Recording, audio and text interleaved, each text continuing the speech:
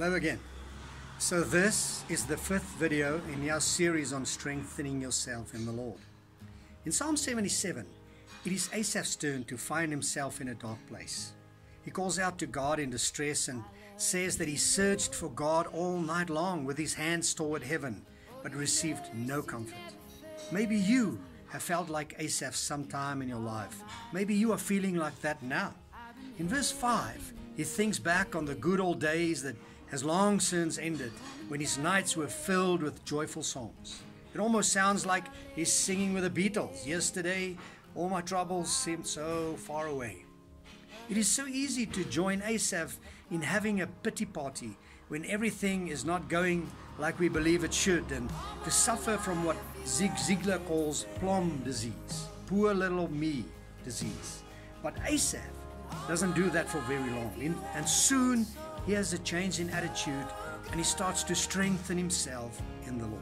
In verse 11, he says the following: "But I will remember the Lord's deeds. Yes, I will remember your wondrous acts from long past." We tend to forget the wonderful things God has done for us when we are in difficult times. It is inevitable that demoralizing negative thoughts that want to pull you down will enter your mind in difficult times. But here is the thing: you don't have to dwell on them. You can, like Asaph, make a choice to intentionally think back on the wonderful things God has done for you.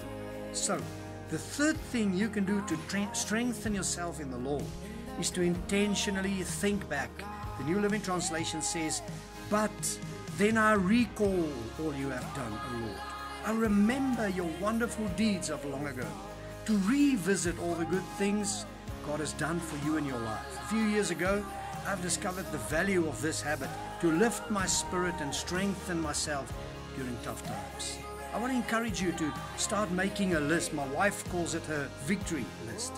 Like Asaph, take time to think back and recall all the good things God has done for you in your life. Write down all the breakthroughs, the times God provided miraculously for you, all your major achievements and victories, the amazing holidays you've had, the achievements of your children.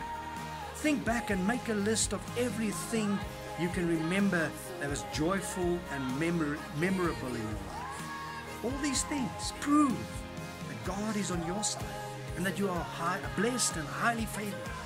Rekindle those memories, and as you write them down, celebrate them once again.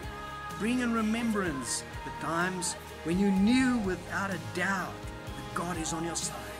And then regularly, and especially every time you're in a difficult period in your life, take out your victory list and start reminding yourself that God's favor has been on you in the past, and that He said He will never leave you nor forsake you. So I want to encourage you to strengthen yourself in the Lord. Start preparing, or take out your victory list if you already have one, and bring all these wonderful memories from your past in remembrance as often as possible.